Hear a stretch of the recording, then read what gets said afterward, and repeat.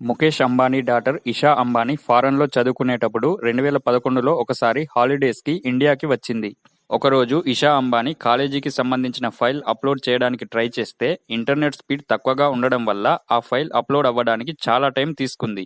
దాంతో ఇషా అంబానీకి ఇరిటేషన్ వచ్చి ఇండియాలో ఇంటర్నెట్ ఇంత దరిద్రంగా ఉందేంటని ముఖేష్ అంబానీకి చెప్పింది.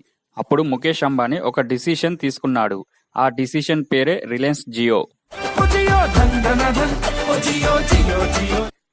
ఇప్పుడు మనం వాడుతున్న జియో నెట్వర్క్ కి పునాది పడింది ఆ రోజు ఇషా అంబానీకి వచ్చిన ఇరిటేషన్ తోనే. జియో రాకముందు just 1 GB data price 250 rupees ఉండేది.